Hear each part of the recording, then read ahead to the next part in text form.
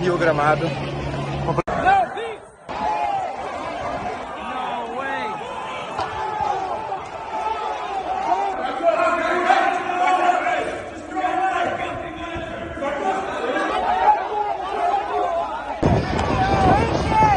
Gente, ó, colocaram fogo aqui, ó.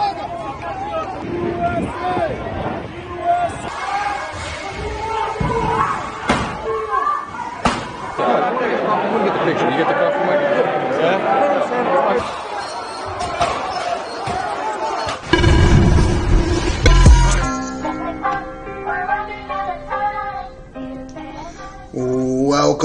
Welcome everyone to the Best Damn Podcast. I am your host, John King. As always, I'd like to thank you guys for joining me. Ask that you please add, follow, and check us out, www.thebestdampodcast.tv. Follow me, Instagram and Facebook, Best Damn Podcast, Twitter, The Real Best Damn, and wherever you're watching from, make sure to hit the like, give us a thumbs up, leave a comment, let me know what you think, and share this link. Get it out there, the way new people can find us, and make sure to subscribe and click all on the notifications. That way you can check out all of our videos whenever we go live. And keep in mind, guys, we're completely viewer powered. So if you'd like to donate support to the channel, the links are in the description box down below. PayPal, Venmo, Patreon, Cash App, Facebook Messenger Pay, or you can get a Facebook, YouTube fan subscription, or book your own personal tarot reading today. All the information is down below. Wow. It's like, does this look familiar to anybody? What's going on in Brazil as opposed to what happened in the Capitol, in D.C. a year or so ago on January 6th? Looks very familiar to me. It looks almost as if, the government once again in another country now has taken elections into their own hands and, have essentially used this controlled opposition party of nationalism or populists to kind of target their own citizens. And we're seeing this now, right? As shit continues to go crazy over in Brazil. This is very reminiscent of what took place in DC. And this is what I say, like a lot of people when they hit me with the Trump is one of us and all of this, it's like, man, I point right to January 6th and I say, this is the biggest setup of all time, but I guess not. I guess this is like a common theme now, and I wonder if any Americans were involved in all of this too. If our intelligence agencies had a hand in this, or they just used our our textbook or our playbook to kind of run this operation on their people. It says, trust your senses. Comparison of Trump and Bolsonaro, Biden, and Lula's crowd sizes. And it's like, this is the thumbnail. I just wanted to show this because this is absolutely fucking crazy. One simple comparison of a political candidate's popularity is the number of people supporting that candidate. When using the comparison in recent U.S. and Brazilian elections, it is easy to see who the winners were and who were not. And, if you guys remember, we did a video on the Transition Integration Project, which was essentially like a crisis response deal ran by the intelligence agencies, our own federal government, right, where they used, I think it was 3 different scenarios, and in 2 out of the 3 scenarios, Biden won, right? There would be a little election fuckery going on, quite obviously, and one of the scenarios actually ended up playing out to a T. Right, where they anticipated patriots or, these nationalist, populist people, Trump supporters kind of rising up against the government. And we've seen all the tweets and shit that were encouraging everybody on January 6th. We've seen all of the videos. And if you check out the private videos that we've done, which you can go follow us over on BitChute. I think it's bitchute.com/bestdampodcast or Rumble. And some of those videos are up there still for free for people to watch. You can see just how real all of this actually was. There was crisis acting and so much shit involved. And as soon as I seen this, I was telling my girlfriend, as soon as I seen this, I'm like, hey, this looks so familiar. You can guarantee that they ousted, the populist, nationalist Brazilian president with the federal government, very obviously, probably, playing that. And the election wasn't right. The only election fraud was probably the government intervening in all of this, and then after the fact, because people were upset and disgruntled, they used their own intelligence agencies, federal agents, to create, riots and protest, and then they staged all of this with crisis acting. That way they could bring in military, that way they could bring in federal agents, and they could start rounding up and arresting all of those that were in opposition to the party that's now currently in play. And I'm going to show you guys some videos from the things that are taking place in Brazil, and you can make up your mind for yourself, on what you believe. That intro there, I think, should give you a little clue.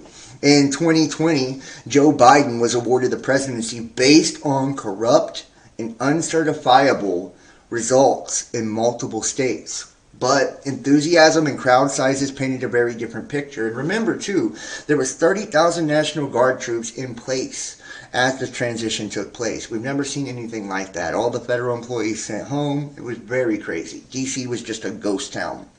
Above, you can see President Trump's 2016 inauguration crowd compared to Joe Biden's in 2020.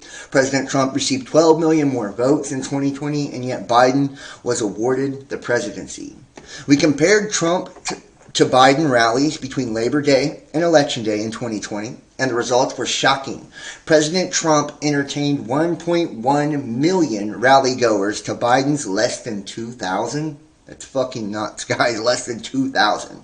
And yet, we are supposed to believe that the 2020 election was legitimate and Joe Biden won. Since then, we've uncovered truckloads of evidence that the election results in 2020 should have never been certified. We saw the same issues occur in the 2022 election, where the GOP was supposed to win a red wave, but barely earned enough votes to win the House. There are things very wrong with our election systems. In the recent election, the socialist Lula somehow won. The legally required information that is to be provided to the military for its final report is missing. Matthew Tierman has mentioned this, saying that it is being withheld because it will prove that Lula didn't win the election and the final results were manipulated. We can see this when we look at Lula's recent inauguration. In fairness, it does look bigger than Biden's, but compare the tiny size of Lula's inauguration to the size of the protest for Bolsonaro. The differences are staggering. The crowds that support Bolsonaro can be seen above and in additional photos, and you guys can see here in the images, right? There's no comparison. Trust your senses. That's why God gave them to you. Now let's go take a look here at some of the videos of the shit that's been going on in Brazil. And I'm just going to, let you kind of come to your own conclusions on this, on how legitimate all of this is, how real it all is. But here we go. This is the amount of police officers being beaten by protesters as riots sweep across Brazil.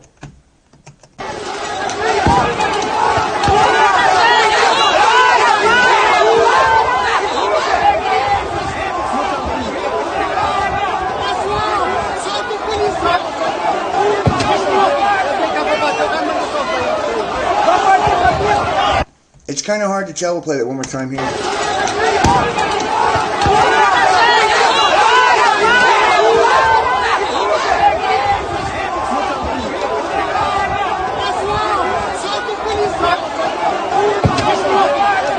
But if you notice, though, like the people that are actually hitting the officer, it's like they're tapping him, and then all of a sudden he disappears on the other side of the horse. You can't really see what happens. It's like a lot of this shit seems very, very made for TV, right? Just like the war in Ukraine. I hate to say it, man. I'm not saying that people don't die and all this shit, and that none of these things ever happen. But how many different times have we seen shit like this, kind of play out? Here's protesters wearing Brazil football kits inside the Brazilian National Assembly building, and here we go.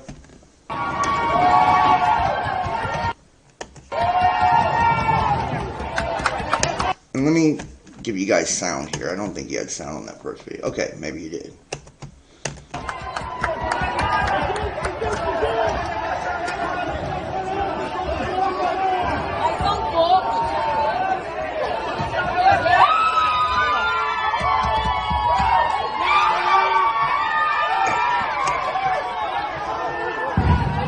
It's like,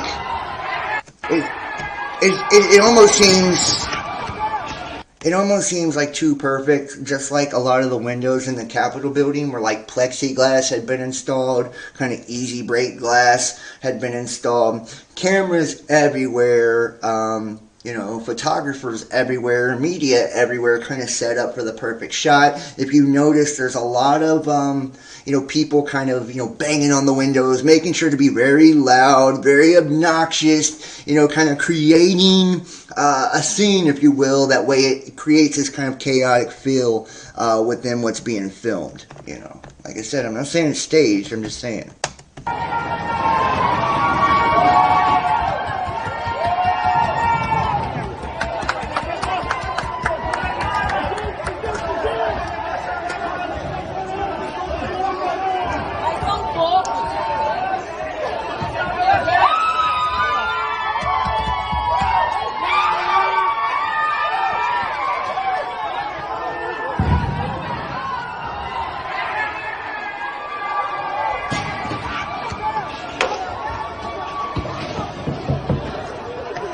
And we got one more. And everybody make sure to hit the like if you're in the chat for me.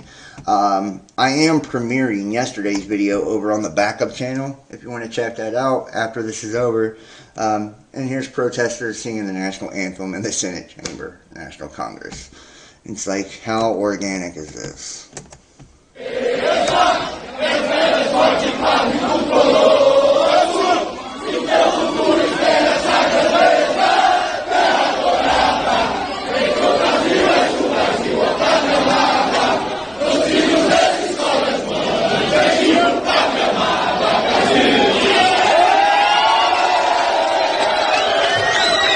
And what's even crazier, let me see if I can find the image over here, guys. Hopefully I can. They even have, you guys remember, like the guy with the horns on his head and shit, the shaman? Let's see if we can find it here. I've got the image showing that they've even got a shaman, right, that looks identical to what we've seen in the United States during the protest here. Let's see if I can find the tab for you guys. Yeah, hold on 1 second, guys. Let me pull this up. This is crazy. This is crazy. It's like, how real can any of this really be? If it's literally, something, it looks so fucking similar, it's not funny. Right here.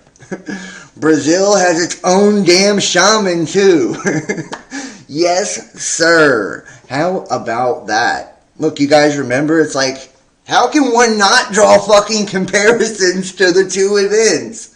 I'm just saying, this shit looks completely fucking staged, completely fraudulent. It just so happens that the same thing happened, right? They bring in a Trump-like president, a populist, a nationalist.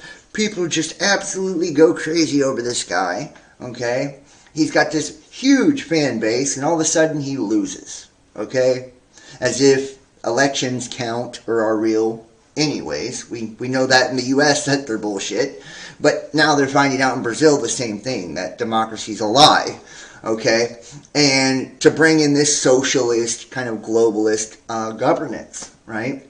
And now they've ousted all of the people that are populist and nationalists. They've all been identified. Just like all the pro-Trumpers were. They've all been identified. Just like all the conspiracy theorists were. They've all been identified. They'll create, just like they did here, different terrorist committees to go after domestic terrorists. Just like they're rounding them up right now in Brazil and throwing them in jail. These people that are, and they're saying that they're disrupting democracy, right? But the truth is that the only disruption of democracy is by these bad actors within the Brazilian government that are running the same fucking playbook that the United States did, right, to target their own citizens, label them domestic terrorists, in an attempt to bring in a socialist, dictatorial, totalitarian, tyrannical government to oppress its very own people. It's absolutely crazy. I mean, it doesn't get no crazier than this right here. So, I just wanted to show that. Just thought that would be something worth, taking a look at. And in recent news, too, let's go here to Mr. Biden. Okay. and we're going to look at some documents and all this, but this is fucked up, okay? We all know what happened with Trump and Mar-a-Lago and the documents there, and how all of that was pushed. Now, crazy ass hologram Joe has got his own problems. Biden and his White House legal team don't know what's in classified documents found in his private office, sources say.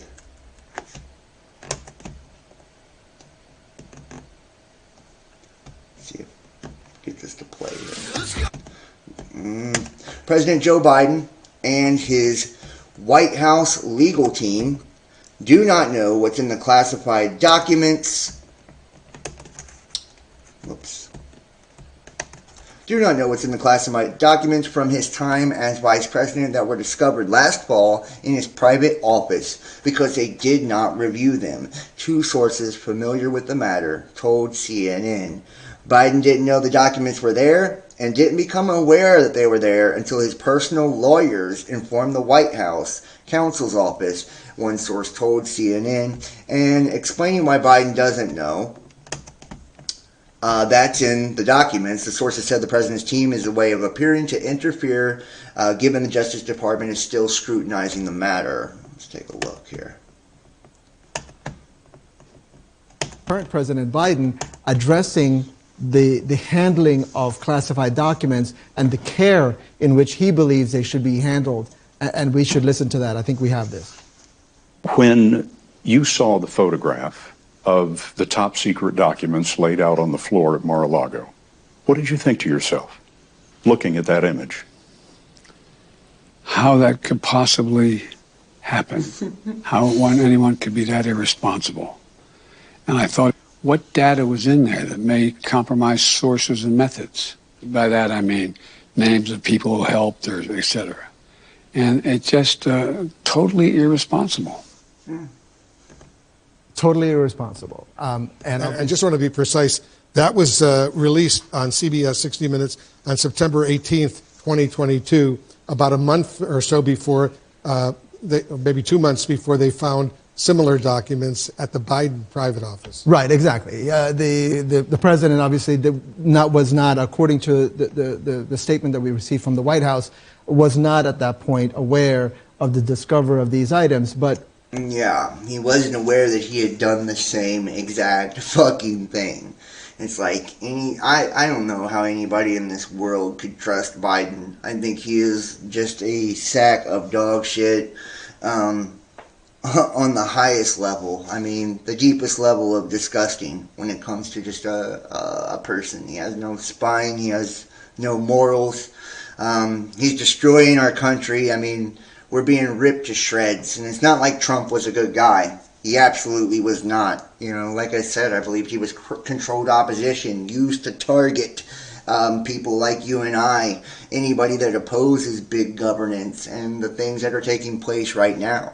They were trying to weed us all out, get us all, targeted for what they're unveiling now. But it's like, you heard his words when it was Trump, but now that it's him, he's being very, tight-lipped on it. It says CNN reported that among the classified documents are U.S. intelligence memos and briefing materials that covered topics including Ukraine, Iran, and the United Kingdom, according to a source familiar with the matter. Biden's personal attorneys found the documents when packing files, the White House has said, and then the counsel's office notified the National Archives and Record Administration.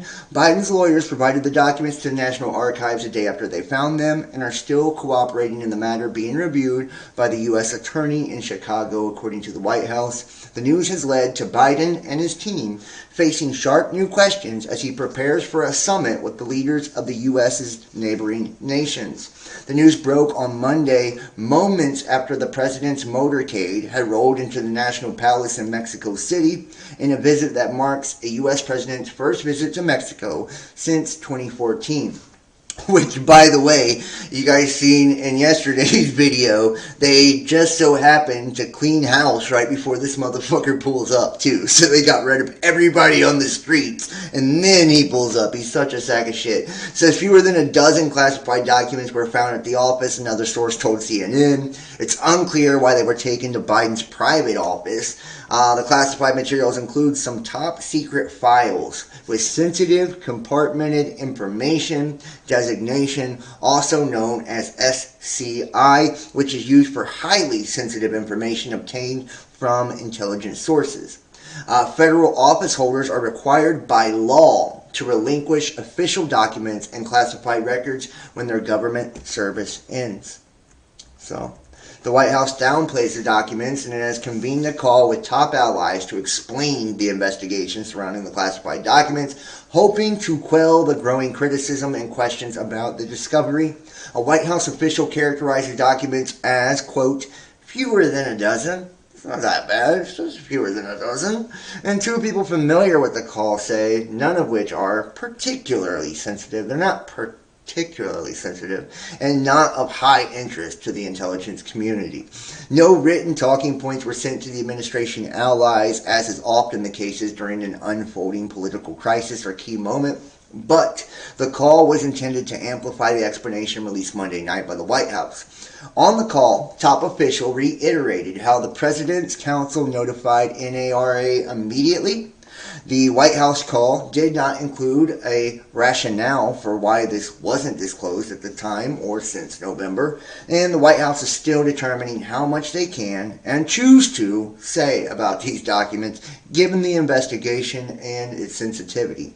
This was known to only a remarkably tight circle until news reports on Monday, aides say. Richard Sauber, special counsel to Biden, said in a statement on Monday that the White House is cooperating with the National Archives and Department of Justice. The documents were discovered when the president's personal attorneys were packing files housed in a locked closet to prepare to vacate office space from the Penn Biden Center in Washington, D.C., Sauber said in a statement. The president periodically used this space from mid-2017 until the start of the 2020 campaign.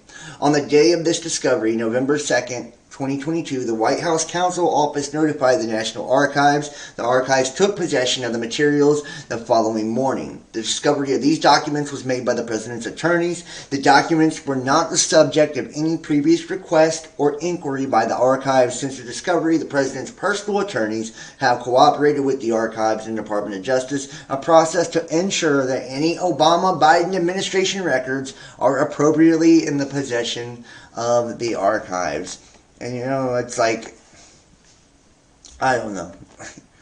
I don't even know how people can defend this motherfucker at this point, but people do. It's like, we're at this crazy point where it's like the news is so fake and so fixed. It's like, nothing negative is really ever put out about Biden, through media. Anything he does is spun in a positive light, and we're probably never gonna get to the bottom of this or know what was even truly in those documents or anything of the sort, because that's just how they kind of do things, right? They sweep it all on the rug, especially the Biden administration. But there's a stark contrast between investigations into Trump and Biden. The episode has echoes of the scandal that enveloped Trump in late 2021 over scores of classified documents found at his Mar-a-Lago home in Florida during a raid by the FBI. However, there are key differences between the two scenarios, and the Biden team's telling. Sauber said Biden's personal attorneys quickly turned over a small number of classified documents once they were found in a locked space. With Trump, when the National Archives realized key records were missing, it was forced to haggle with Trump for months over the return of government documents. The documents discovered in Biden's office had never been sought or requested by the NARA or any other government entity. Trump eventually gave 15 boxes of materials back to NARA, but federal investigators later came to correctly suspect that he was still holding on to dozens of additional classified files. So, DOJ prosecutors secured a grand jury subpoena and later got a judge's permission to search Mar-a-Lago to find the documents. He is now under investigation by special counsel Jack Smith for potentially mishandling classified documents. Ever since the FBI searched Mar-a-Lago in August, a search had uncovered dozens of additional classified files. Trump has promoted wild and unfounded allegations about his predecessor's supposed mishandling of government records. The news about classified records turning up at Biden's private office is sure to provide a new fodder to Trump, who has already announced his 2024 presidential bid. Trump's lawyers see the revelation of the documents in Biden's private office as a huge asset to their ongoing case related to his handling of classified documents after he left office, believing it showcases how easy it is to unknowingly take documents that are supposed to be in the possession of the federal government. So I don't know. I always leave it up to you. What you decide to believe on all of this is totally up to you. I think it's very convenient, that Biden is somehow, it's like it's not as bad, right? When he did it, it's like, in Trump's case there was this, and that's what makes it so much more severe. But essentially they've done the same exact thing. That's what happened here. It's like this is gonna bode well, I guess, for the 2024 election. But it's like it's always to me, it's choosing the lesser of two evils, and we know that your choice don't even actually matter. So, whatever, right? Whatever. Okay, moving forward. The U.S. Navy considers Cold War era squadrons to boost readiness, and this just gets better and better. Washington in 2009, the U.S. Navy faced a readiness crisis. The cruiser, Chosen, and destroyer Stout were both deemed unfit for combat operations by the Service Board of Inspection and Survey, which at the time checked ship materials conditions every 5 years, and they weren't the only ones. From 2005 to 2009, nearly 14% of surface ships failed their inspections, up dramatically from 6.2% from 2000 to 2004, from 3.5 from 95 to 99. The crisis came after the Navy discontinued several of its Cold War era organizations focused on maintenance and training in an effort to save money during a time without a significant threat to U.S. security. But the failures of Chosen and Stout drew near attention to the problem. Admiral John Harvey, who led the U.S. Fleet Forces Command at the time, helped charter a fleet review panel to determine how the Navy ended up in this position. The review, released in 2010, was condemnatory. The panel was in full agreement that the surface force material readiness is in decline. The message is clear. The trend is in the wrong direction. And it's like, I feel like right now, seeing articles like this kind of popping up, war squadrons, boosting readiness, all of these different drills that we're seeing going on, it's just kind of letting you know that we are in a war posture right now in the United States, and that for a long time there has been a decline in our military, and now that's why China has the world's, #1 Navy. That's why the hypersonic missiles and all of this that's being developed by Russia and China seem to be at, exponential levels better than what we have going on here in the U.S. And it's like, you take a look at what's taking place with our fuel, our shipping, the electrification, our supply chain, all of these things, and it kind of lets you know that the U.S. is really kind of rolling over for the world right now, and it's something that has been anticipated, and I feel like it's, this is like, and it's really been sped up during the Biden administration. This is that scorched earth, tactic to kind of debilitate a country, in every way, shape, form, and facet possible without actually dropping bombs. Now, could an electric pandemic destroy shipping? Now, I think this is crazy because so many things are going electric. We have the whole electrification agenda right now to make all cars electric. They're trying to get rid of gas stoves, gas furnaces, all of this. And it's like, could this happen and actually destroy shipping? On the unforgettable day of September 2nd, 1859, Richard Carrington made a remarkable discovery, a large white flare on the sun. His observation of the first coronal mass ejection was confirmed by others soon after the mesmerizing polar lights aurora dipped down as far as Cuba. But the event brought more than a celestial beauty. This phenomenon had a remarkable effect on the telegraph wires, the most advanced technology of the time. Across the United States and Europe, malfunctions caused communication chaos and ignited wildfires. It was a remarkable event that wreaked havoc, that was manageable mostly because it occurred nearly 2 decades before telephones and 23 years before the first centralized commercial generation of electricity. Now think about that, right? A Carrington type event with an entire planet that is depending on electricity, with cars running on electricity, grids running on electricity, even things down to your heating, your stoves. No more gas, period. Natural gas, period. Coal, period. Fuel, period. Petroleum, period. It's all down to electric. And we already see grids collapsing when storms happen in Texas and California and all over the place, really, all over the world, including planes having to be landed and grounded. It's like, what could actually happen if our sun, which is in maximum right now, decides to just, have an Earth-facing CME. We've had geomagnetic storms for the last few days. M-class and X-class flares, none of them Earth-facing, thank God. But what would happen if the entire grid, the entire world was electric and something like a Carrington event was to take place? We know what would happen. A worldwide collapse of everything. It would be destructive on a level that it would be catastrophic, essentially. So it makes no sense. It's probably the most unsafe, stupid thing we could ever do is to go totally electric. I was even reading somewhere that said we don't even have enough copper on planet Earth to make all of the wires to make the whole planet electric. Like, we could mine it forever and ever, and it's like we still wouldn't get to that point. But whatever. We see the agenda is pushing this way. This is part of building back better, the whole green agenda that we see now, and part of us kind of going to this, transhumanist technological age that we're kind of walking into. COVID-19 vaccines, from nasal drops to a redesign. What 2023 could have in store. And how about that? A redesign.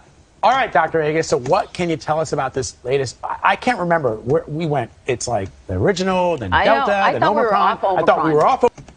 Here we go. Let's take this back. But you're still in the COVID-19 pandemic. The World Health Organization says an Omicron subvariant is now the most dominant strain in the U.S. and could drive a new wave of cases. Let's bring in CBS News medical contributor Dr. David Agus to talk about this and to answer your medical questions.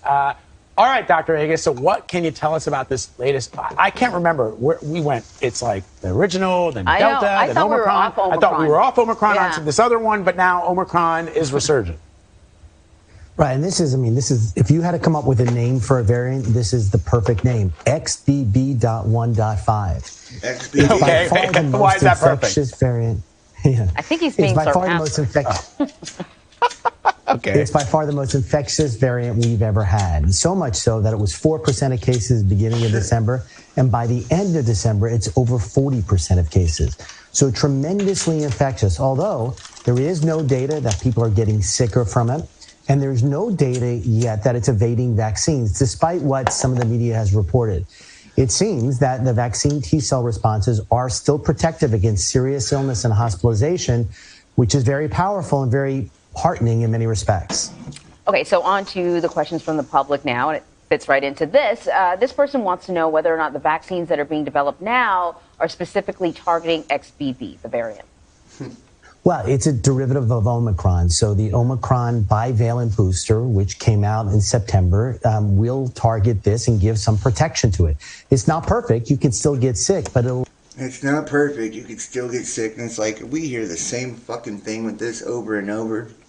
I don't know how many different variants we've seen, and you were told each time, right? Each time. You were like, oh, if you get the first, well, then that'll protect against that. If you get the second, well, that'll protect against that. It's like, this is a continuous thing, and this is a ploy by Big Pharma to continue to drain your immune system and your bank account. Keep in mind, Pfizer did announce that they're going to, it's an exponential raise in price, a price hike in these jabs. So several vaccine companies say they're expecting breakthroughs as early as this year as they pursue new ways to protect people against SARS-CoV-2, the virus that causes COVID-19. The Food and Drug Administration is set to convene a panel of its outside vaccine advisors later this month to weigh key issues over the future of COVID-19 vaccines, including when and how to greenlight new boosters and to changes to which strains the vaccines target. It'll be just like the flu, right, where they target, they choose from a few different strains that happened last year and hope that it protects, and it never does. Here's a peek at some of what's expected for this year, the next generation of vaccines. New vaccines by nose or mouth. Several companies have been pursuing approaches that could offer better protection against infections themselves instead of merely blunting the severity of the disease. Potential vaccines to build this kind of mucosal immunity aim to bring antibodies to fend off the virus at the sites where it first enters the body. Through vaccines, this could be taken through drops, sprays, or pills. A few of these vaccines have been licensed in other countries, but none in the U.S., and the data behind them isn't robust, said Dr. John Beagle, Associate Director for Clinical Research at the National Institute of Allergy and Infectious Diseases. Even if Congress has granted the Biden administration's request to pour resources in developing potential next-generation mucosal vaccines to broad clinical trials, Beagle said it would be challenging to pick the winners for government backing. So, the Biden administration has requested to pour resources into this. Scientists have a way of measuring the immune responses after mucosal vaccines like they do with the current shots, but they don't necessarily know how those numbers will actually translate into real-world protection against the disease. Different companies have researched mucosal vaccines for COVID, but the data is small and fragmented, Beagle said, using different methods and benchmarks, and it makes it difficult for scientists to compare early results for labs that have tried out vaccines in animals. And it's like, all this shit's so experimental. Really crazy. How about this? A vaccine against COVID-19 found to protect against infection and brain damage caused by the virus. I could say something here, but I'm not going to. A new COVID-19 vaccine developed by researchers at CSIC appears to protect against infection of the brain and neurological symptoms associated with the coronavirus. Although the pathology of the respiratory system is the main impact of COVID-19, many patients also manifest important neurological symptoms, such as loss of smell, insomnia, anosmia, headaches, malaise, cognitive loss, epilepsy, ataxia, and encephalopathy, among others. However, this effect on the nervous system by the coronavirus has not been characterized in detail, and it is unknown if the vaccines against COVID-19 prevent the spread of SARS-CoV-2 to the central nervous system and confer protection against brain injury. I just kind of want to ask you the question, anytime that we've seen a lot of the damage to the nervous system and to the brain and all of that, and to me it appears like this is not just people that's gotten sick. This is after the fact, after they've taken steps or precautions, if we will, right, to prevent the spread of this. So it's like, what's actually causing, things to go wrong in the brain, things to go wrong in the nervous systems, because I've never heard of anybody that's actually, been fucked up in that way, unless they've had some, invasive treatment that's kind of brought that on. So, but, this is what they're pushing now. So, I have, like I said, I always have to be careful, the things that I say, because I never know, what direction they're going to go here on these platforms. They give me strikes left and right. It's like, that's why it's so important, guys, is like, if you appreciate the work and you like what we do, support the channel. And you can do that by simply sharing the links on your social media, making sure to hit the likes, commenting on the video, subscribing, following us on different social media, or, giving donations and getting subscriptions and all of that, booking readings. Israeli study, Omicron fighting boosters cut hospitalization in over 65s by 81%. Largest investigation of the new COVID shot suggests they also sharply reduced deaths, calling them an effective and essential tool. Research is not yet peer-reviewed, so it's not peer-reviewed research, meaning other people have not got a chance to look at this yet. It's just coming from this company. We don't know how biased the data is. New Omicron fighting COVID booster shots have delivered an 81% reduction in COVID hospitalization to Israelis aged 65 plus, according to recently released research. A study on the updated Pfizer shots that were released in the summer found that they have reduced the risk of death in this demographic by some 86%. However, As there was only one death among those who took boosters, this figure is considered a less reliable indicator of effectiveness than the hospitalization statistic. So they're even saying that these stats that they're giving are not, reliable. The research posted online on January 3rd, but not yet peer-reviewed, is the world's first large-scale assessment of the bivalent shots that have enhanced against variants. So it's saying, this is not really even reliable. The demographic that they're going with, this is over 65, and it's saying that there was only one death among those who took the booster. So, they're not even looking at the hospitalizations of the people either. So, take it with a grain of salt, essentially, right? And I say anything with this, it's like take it with a grain of salt, because, there is a narrative, right, being constructed right now. And there has been for the last couple of years. And one of the parts of that narrative is we're not allowed to ask questions. We're not allowed to point out any of the negative adverse reactions or side effects to any of this. We're not allowed to point out that over the last couple of years, all the athletes dropping dead, all the increase in deaths, we're not allowed to point out all these connections. All we're allowed to do is to tell you how great it is and how you should do it. And even if we don't have anything to really back that up, or it's biased information, we're still allowed to push that, though. U.S. Department of Energy rejects initial bids to resupply oil stockpile. And this just shows you how fucked up things are, right? They're not going to, resupply the oil stockpile, but we're going to push for electrification on something that we, put so much stress and pressure on our grids, that it's not funny, that it's just it's not something that can have longevity or something that can be reliable, especially in wartime. Something like let's just say hypothetically, it's not even a CME that happens, it's an EMP, right? That's all it would take to destroy the entirety of the country if it was all dependent on electricity. It's just fucking stupid. And it's like to not resupply the stockpiles of oil, knowing that our dollar itself is backed. It's a petrodollar. It's backed by oil. It makes no fucking sense. It makes no sense, and it's like it shows you the direction we're going to. We're going towards higher inflation. Right? We've seen all of the things that have taken place economics-wise over the last year in 2022. We were talking about this yesterday, that we are just now starting to see the effects of this, where they were trying to kind of destroy the economy last year. You'll now see that happen this year. You're already seeing it happen with higher interest rates, people, houses staying on the market longer, people able to buy less, right?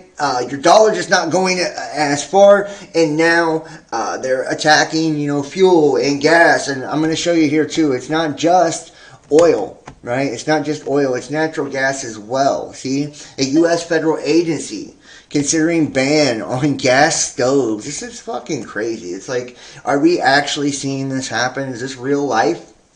Is this real life, man? Is this real? Here we go.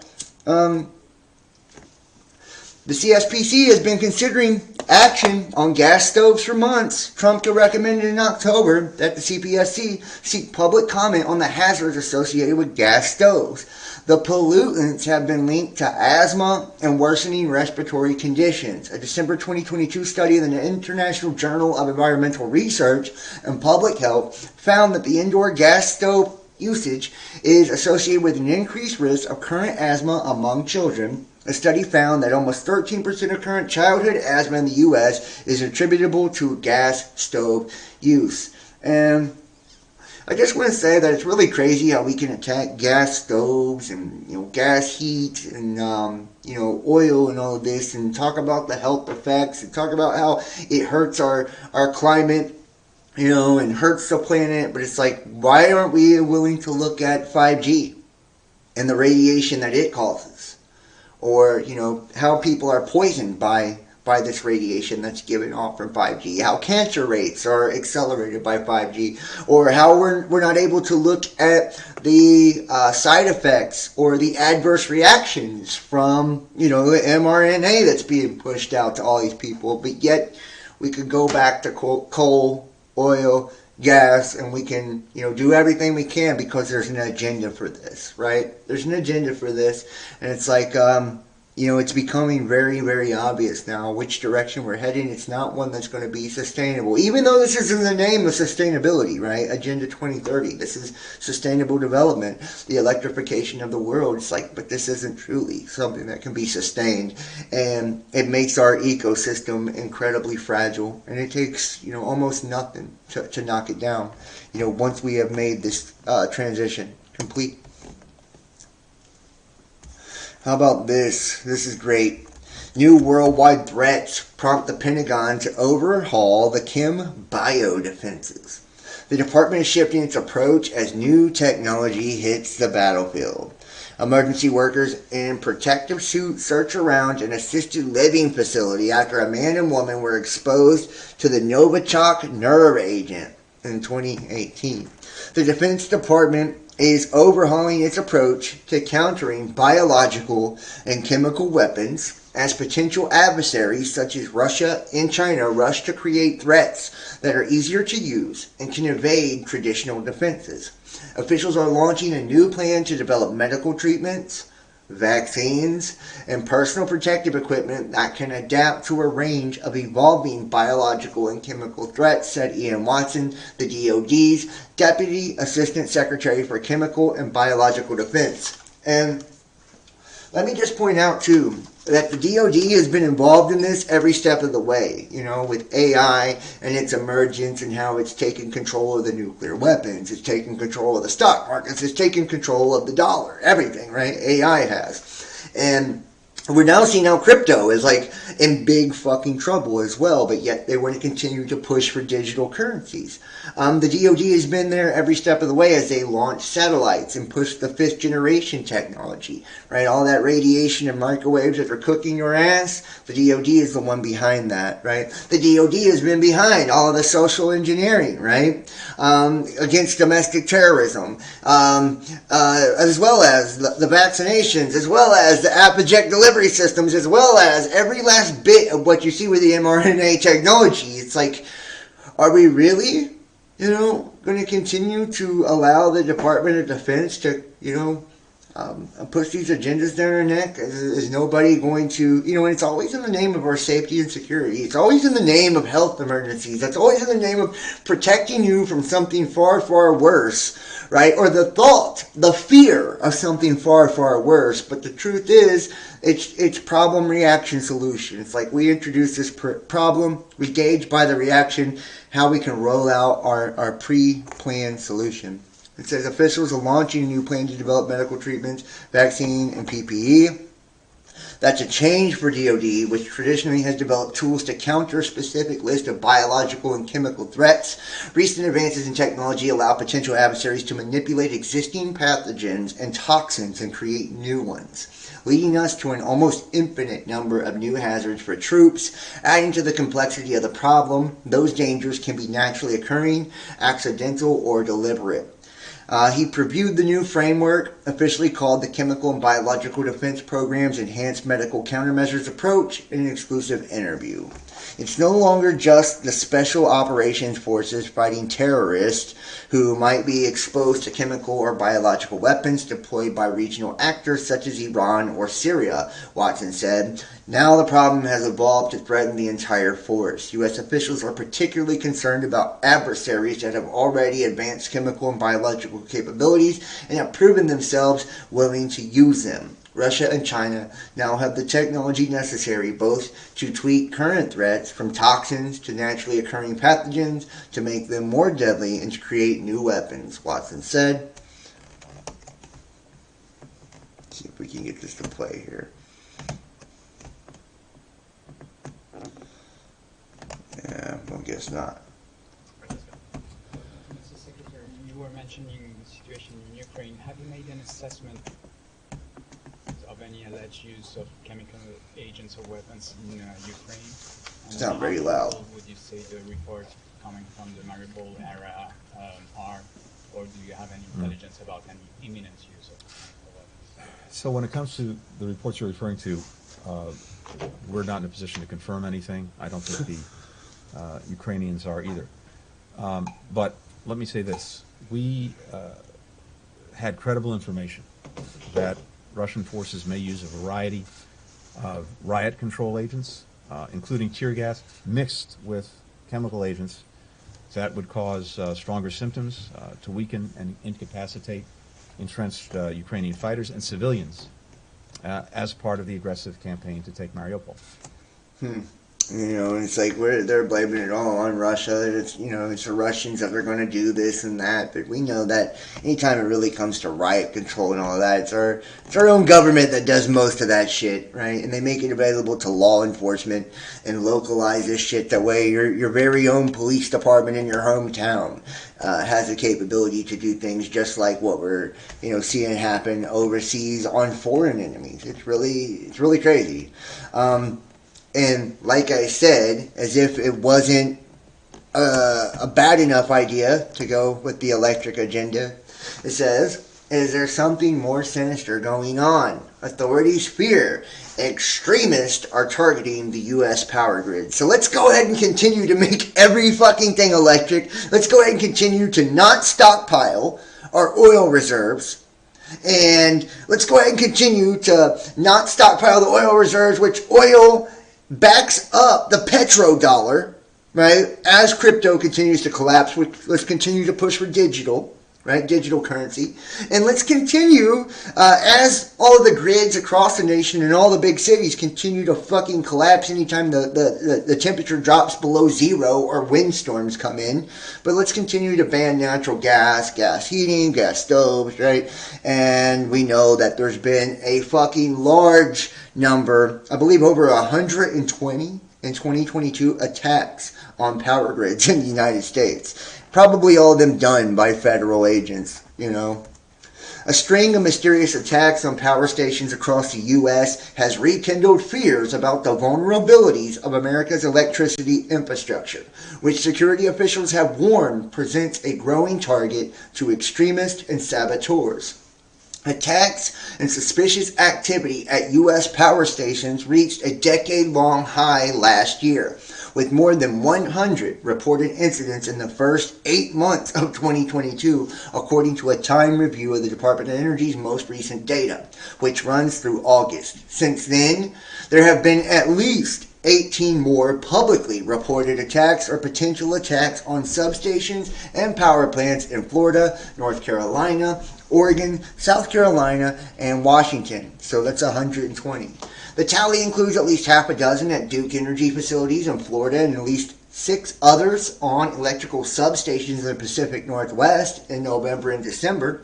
And in one attack on Thanksgiving, 2 intruders cut through the fencing around a substation in Clackamas County, Oregon, and used firearms to shoot up and disable numerous pieces of equipment and cause significant damage, according to an incident report.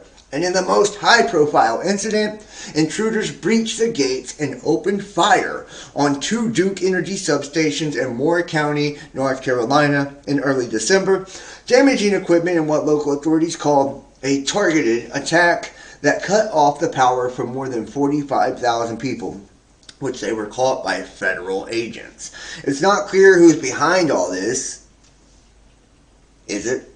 But this surge has alarmed federal officials and security analysts who warned last year of credible, specific plans by violent domestic groups to attack the power grid.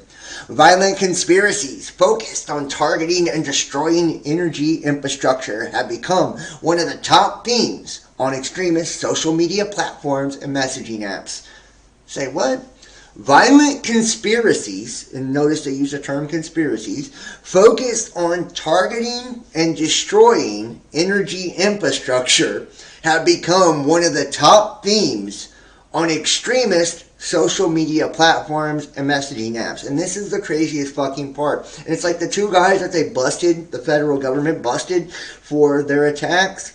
They allegedly, right before they made these attacks, took to social media and basically said they were going to do attacks on the power grid. It's just ridiculous. In each of the last 3 years, law enforcement has foiled plots by right-wing extremists designed to sow chaos by attacking America's electrical infrastructure.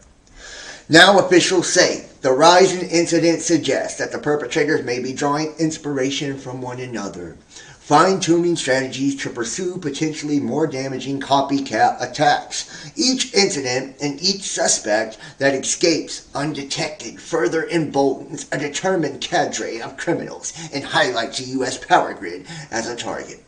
Domestic terror groups understand that citizens losing power from gunfire or sabotage is an easy way to receive media attention which they crave, says Brian Harrell, a former Assistant Secretary for Infrastructure Protection at the U.S. Department of Homeland Security, who tells Time he expects a significant increase in attacks on the U.S. energy infrastructure in 2023. The utility sector has a real problem on its hands. Power stations are an attractive target, and domestic terrorist groups know that destroying this infrastructure has a crippling effect. So it's like they can tell you to expect it in 2023. That means it's on the agenda, right? The federal docket, right? They're going to make sure that it happens because they want this to happen. They want it to become a threat so they can protect it more. And by protect it, I mean they can take control of it more. Right? It's always about control. It's like if we control the electricity, and this is the only form of energy that anybody has access to, not only do these electric companies continue to just get fucking rich, right? It destroys jobs, right, for people in coal and gas and oil and all of this, right, and all of the industries, which are clean energies, really. And this pushes the climate agenda further, right, which is heavily politicized. We know that. And this continues to give, these electric companies the power to pretty much do whatever they want. You guys remember Paradise fires in California, right, how they wanted to run a train tracks through that neighborhood, essentially, so it got burnt down conveniently. The motives and methods of the recent attacks vary. Some of the perpetrators may have been seeking money, not mayhem. Federal authorities say that the attacks on 4 substations in western Washington state on Christmas Day, which left more than 14,000 residents in the dark, were perpetrated by 2 men seeking to knock out power so they could commit a robbery. Yeah, I guess. And yet many others remain mysterious to law enforcement and federal regulators. The case that most concerns authorities is the December 3rd attack on 2 power stations in Moore County, North Carolina. A month later, despite an ongoing FBI investigation continues, no one has been arrested for acts of sabotage that left more than 45,000 without power amid frigid temperatures. And think about this too, right? Like, what's happened with the windstorms and these atmospheric rivers in California with the flooding and the wind, and I think there's over 10 people that's dead there. What happened in Buffalo? Over 30 people dead there. Right? It's like the grids are already fragile as fuck. We don't. And it's like you continue to target right-wing extremists as domestic terrorists. It's like, and you see here a string of electrical grid attacks in Pacific Northwest is unsolved. This shows that at least 6 electric substations in the regions were attacked by at least 2 people with firearms. And notice they did have firearms too, right? Because this is also part of, going after the guns too. So it's like, we've already seen, hikes essentially and taxes levied on people who carry firearms. They make ammunition almost impossible to buy, and they make firearms almost impossible to obtain. So it's like killing 2 birds with 1 stone if they're attacking electric grids with their firearms, right? So you take it with a grain of salt if you will, but I think it's all really obvious that there is an agenda here. There is an agenda. And let's go look at some of this while we're at it here. We start over here. Thousands protest French government in Paris. Right? And this is like worldwide. A lot of people, they're just sick of what's going on. It's like demonstration achieved goal to confirm voices have not yet disappeared, says the yellow vest protesters. And motherfuckers in French, or France. They get crazy. Thousands of demonstrators held rallies Saturday in Paris to protest President Emmanuel Macron for rising prices and pension reform. The Yellow Vest again took the streets to protest Macron's pension reform and high inflation, which will only continue to get higher. Yamal Bouaban, a member of the Yellow Vest movement, said despite the weak turnout, the group achieved its goal to confirm that their voices have not disappeared and Macron's government should have their demands and take them seriously.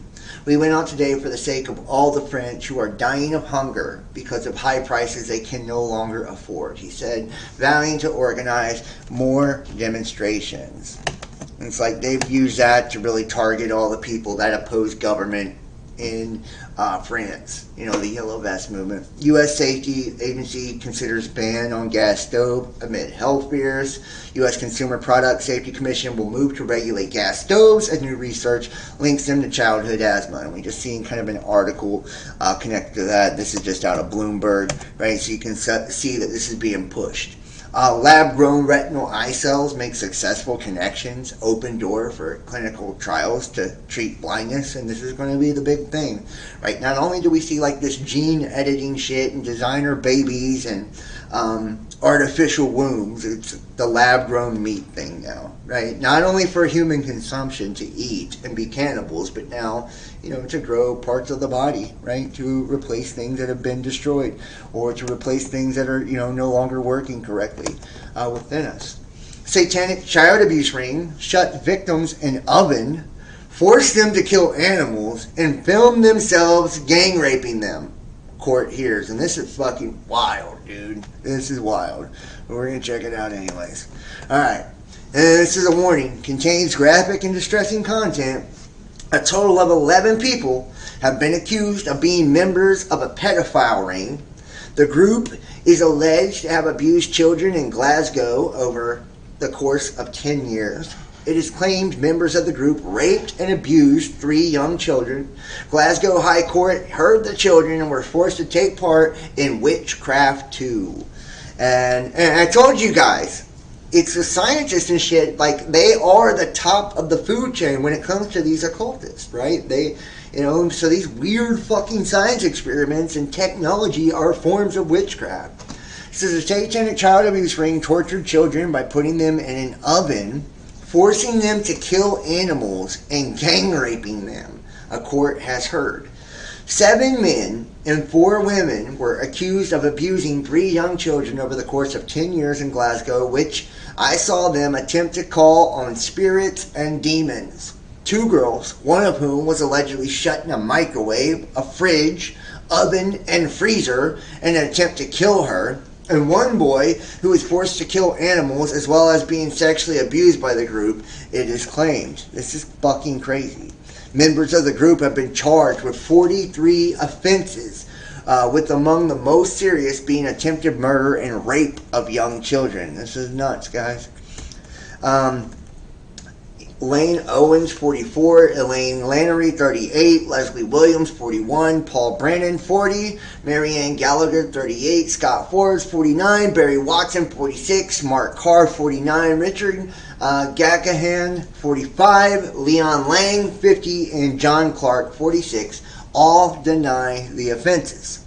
4 other people alleged to have been involved in the ring: Maureen Goody, Stephen McKendry, Robert Brown, James McLean, and Douglas Gackahan have since died, according to court papers. So, yeah, how convenient that all those people just died since it happened. The High Court in Glasgow was told on Friday that the offenses took place between January 2010 and March 2020 at a number of addresses in the city. The group are alleged to have run a wheelchair over the legs of one of the girls, as was putting a plastic bag over her head. It's claimed she was made to eat cat food as well as take drugs and alcohol, with the other girl also made to eat pet food. The second girl was allegedly chased by an adult wearing a devil mask and hung by her jumper from a nail on the wall. This culminated with her being pushed into and trapped inside a microwave, an oven, a fridge freezer, and various cupboards, the court heard. It is claimed one of the girls was threatened with being sent to Turkey with the male stranger, while the boy was put in a bath which they said was filled with blood. The boy and older girl are alleged to have been made to take part in seances and use a Ouija board to call on spirits and demons. The children were also involved in witchcraft, leading them to believe that they themselves had metamorphosed into animals. The 11 are further said to have worn cloaks and devil horns, as well as making the young boy stab a budgie to death. The group are also accused of killing a number of dogs, including getting the children to attack the animals. It's claimed to all 3 children were raped and sexually assaulted by members of the ring, with some cheering and clapping while recording the offenses. Prosecutors allege that some members of the group paid for sexual services from 3 of the children. The court heard that when the older girl called the police, she was threatened by members of the group and had her call disconnected. Wow. Dude. Yeah. It's also said, and this is one of the women that died here, Maureen Goody, also known as Maureen McClellan, had been linked to the group but died before the case made it to trial. How fucking convenient. That's weird. It's also said attempts were made to pressurize 2 of the youngsters around the time of police interviews.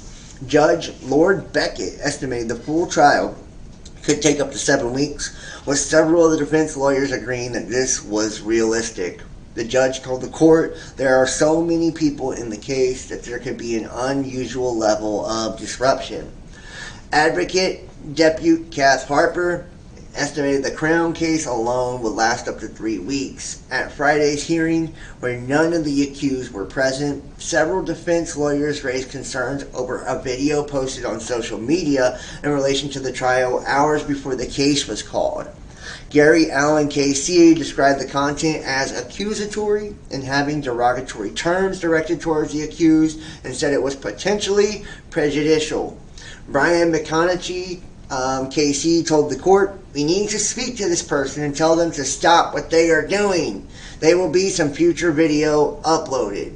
Lord Beckett responded to the lawyer's concern, saying the Crown has the resources to tackle this and I would encourage the Crown to do so. The case was continued to the full trial hearing in September. This is fucking crazy. This is crazy. Seriously, this is one of the, this is one of the weirder ones that we see here on the channel. Just keeping it real, right? Just keeping it real. This is one of the weirder ones. And here we go. I got another one on some Satanism too, which we're going to go to. The Satanic Temple dedicating the largest satanic gathering in history to Boston mayor will require masks. SatanCon 2023 will require surgical masks and proof of COVID-19 vaccination. Of course they will. And this guy is a fucking weirdo. Let's check this out. Tucker takes on Satanist. See, hopefully we don't have an ad. So many people are overweight now.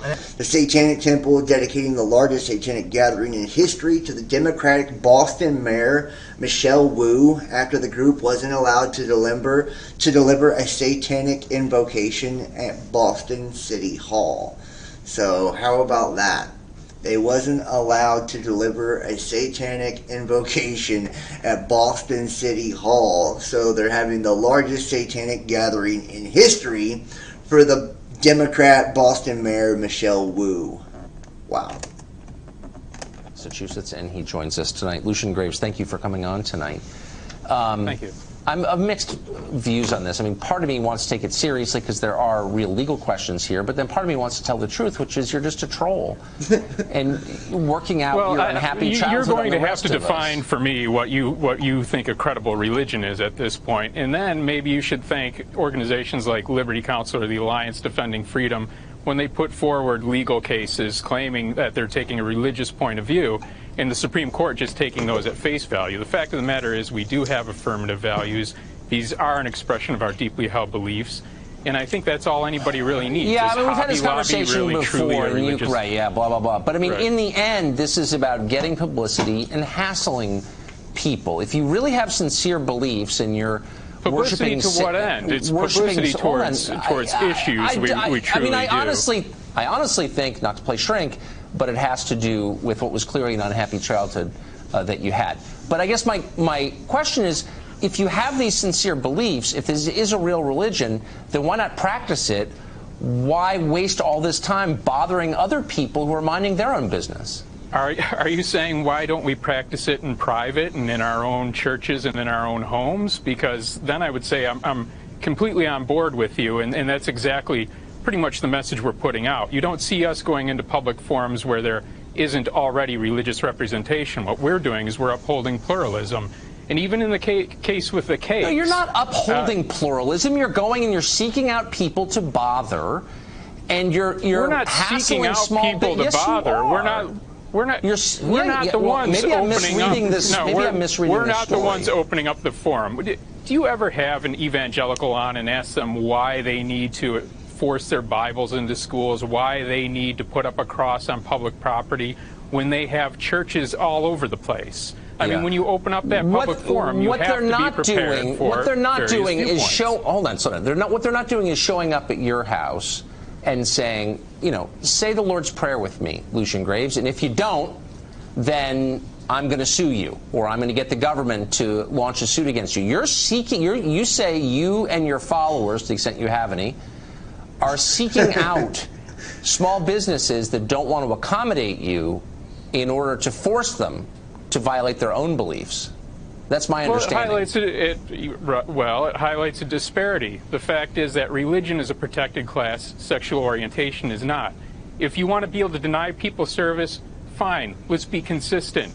The gay hairdresser shouldn't have to dress the hair of the evangelical theocrat who wouldn't serve him a cake. Then we're on an equal level. Then that's okay. I'm fine with that. I mean, I think if it's your business and you're being asked to violate your beliefs, I think, and their sincere beliefs, does bring up some troubling questions, though, about protected classes and race. It does bring up. It does actually. Yes, it does. But one of the reasons that this was not an issue after the civil rights movement. I mean, no one's denying people. Satanists demand cakes from Christian bakers. I mean, this shit, dude. This guy's been clown shoes. I've seen him. Over the years, they had the big Baphomet statue they wanted to put in front of one of the government buildings. It's just fucking crazy. So there's a theme to the gathering and celebration. The Satanic Temple's 10-year anniversary is Hexennacht in Boston, German for Witches' Night, which marks an ancient pagan holiday for May Eve. The night was later changed to Walpurgisnacht to commemorate Walpurga, a Christian saint who evangelized Germany and was said to have exorcised demons from the sick. So if you guys want to check this out, you can. But I do agree with Tucker. This guy's just really trying to get publicity, right? That's what it's really about.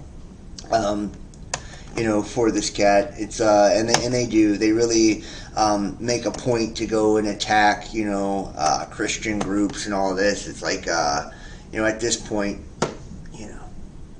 whatever, right? Whatever. Pfizer gives $1 million to Kentucky GOP to expand its headquarters, the Mitch McConnell building. Pfizer donated $1 million to the Kentucky Republican Party in 2021, which is being called the biggest donation to a political party in state history. It's like, god damn.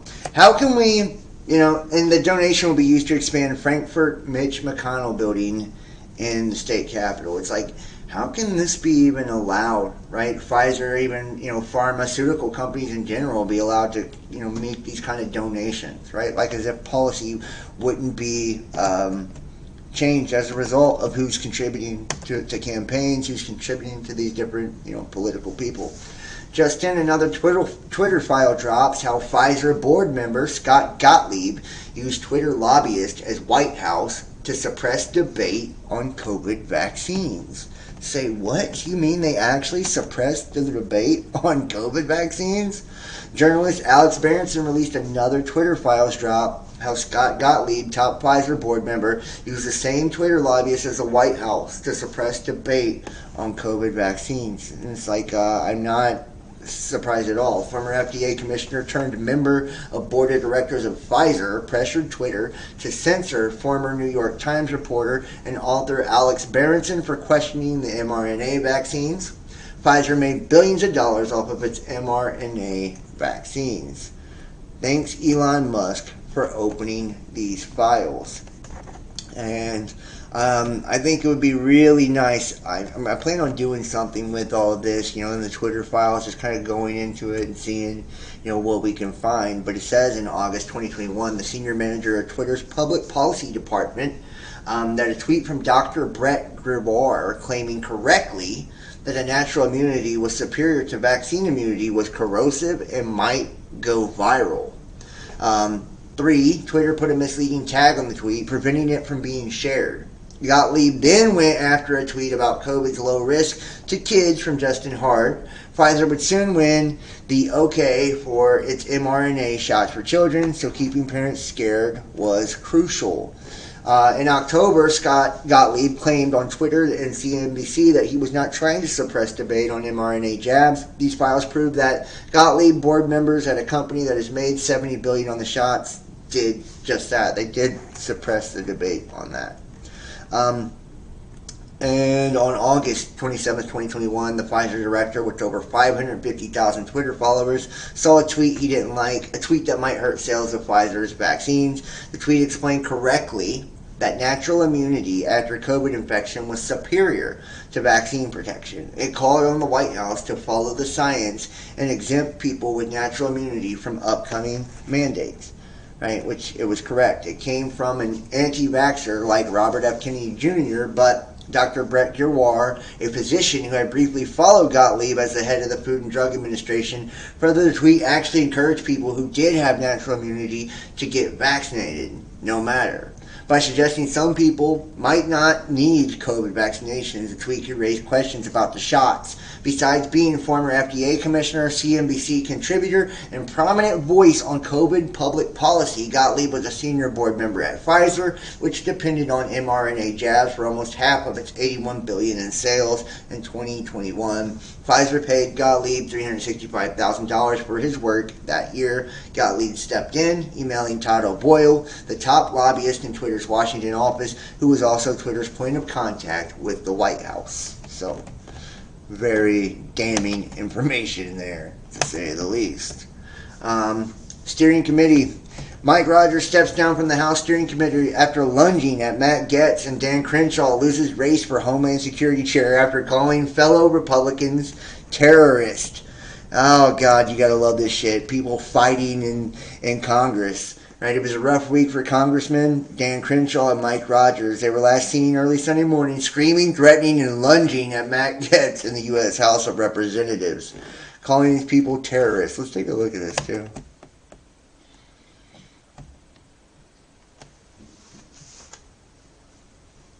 The first physical altercation on the floor since 1985. Complete meltdown.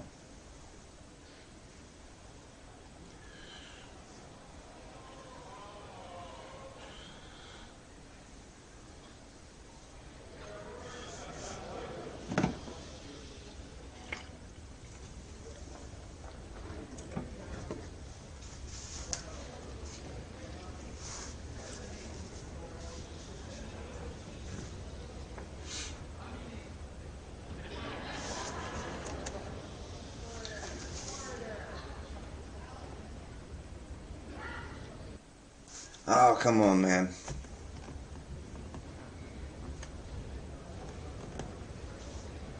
Uh-oh, here comes the finger pointing.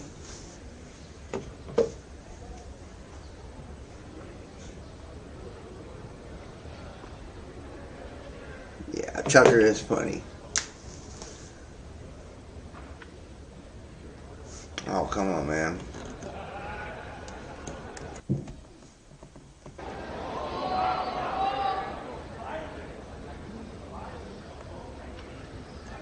Oh, they're shit talking hardcore, ain't they?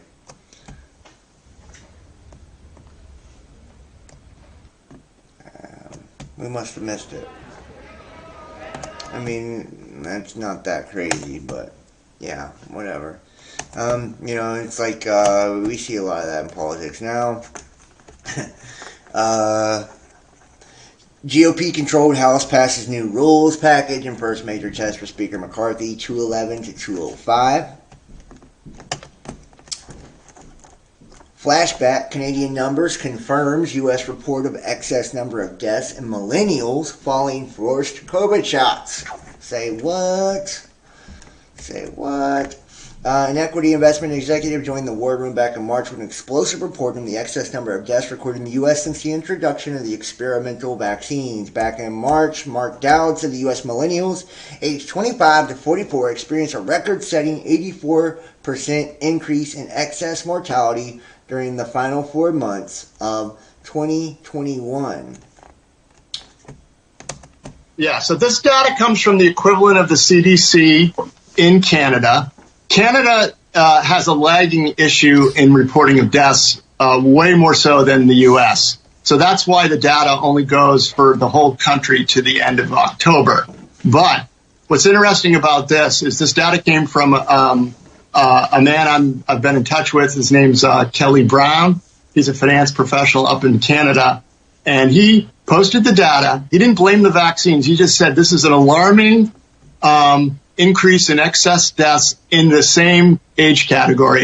And I just want to state once again that I'm not a doctor. This is not medical advice or medical information or anything of the sort, right? So take everything with a grain of salt. This is for entertainment purposes only. I'm not the news. I'm not the government. I'm not shit. I'm just a dude showing shit on a video. And it says, I think they knew it was garbage, but I don't think they really thought it would kill this many this quickly. And now they're like, retro. What do you do when you're caught? You double down. It's like so much fucking incriminating evidence for all this shit, man. You know, and it's like we're at the point now to where the whole thing, just the whole government, it's just a fraud, one fraud after another. You know, that's something that'll happen. Congressman Byron Donalds reveals impeaching Biden is on the table.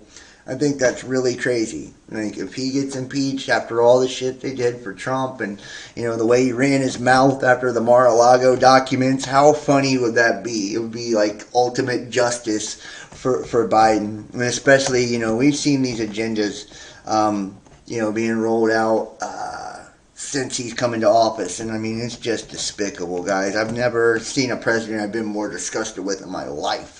Says the FEC Commissioner Traynor sent 3 emails regarding millions in dim election crimes and still no response. Would you expect one? The Democratic machine committed millions of dollars in fraudulent campaign finance activities that have been identified and provided to the head of the Elections Committee, and to date these communications have been ignored. You know, it's like they don't give a fuck. They don't feel they have to explain shit to you, right? It's like this is tyranny at its best.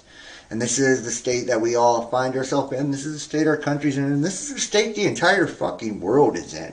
You go to any country on earth right now, it's basically the same thing. They're pushing these agendas that are obviously depopulation, the social engineering, and the way that things are being constructed online through social media, through censorship.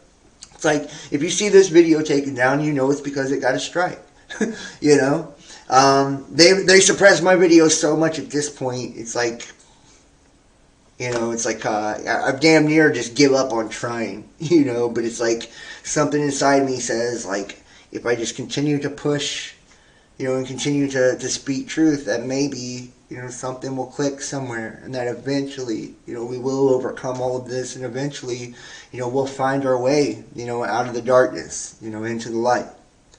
Because it's like we're not out of the woods yet. You know, we still got a ways to go, and now a lot of this is starting to come to the forefront. Now a lot of this is in the headlines, and now a lot of it, you know, especially pertaining to the jab, it's like it's being brought to people's attention. You know, it's being brought to people's attention. So it's important for each and every one of you to do your own research. Never trust anybody, even me. You know, take what you see here and go look into it yourself. Come to your own conclusions. Use your own mind, you know, and use your own moral compass to guide you on what you believe is right and what you believe is wrong. And it's only important if you can live with you at the end of the day, you know, and make your decisions based off of that. Like I said, I'm not a medical doctor. This is not medical or financial advice or anything of the sort. So I want to thank all of you guys for joining me. Everybody, please, please, please consider donating, supporting to the channel. That's how I'm able to do this. That's how I'm able to keep this thing going. You can do so by going to PayPal, Venmo, Patreon, Cash App, or Facebook Messenger Pay. Get a Facebook or a YouTube subscription. Also, you can book your own personal tarot reading, 513-393-2396, or email therealbestdampodcast@gmail.com. Make sure to hit the like and give us a thumbs up. Leave a comment. Let me know what you think. And don't forget to subscribe and click all on the bell for the notifications. Check out our astrology and our tarot videos as well. Make sure to follow us social media, Twitter, Instagram, Facebook, and like I said, thank you guys so much for watching. I appreciate all you guys do, and make sure to check us out on BitChute and Rumble. You know, we got a lot of videos that aren't over here, over on there. So thank you guys so much for watching. Remember, Jesus is the truth, the way, and life. God bless you all. I love you, and I'll see you next time. Peace.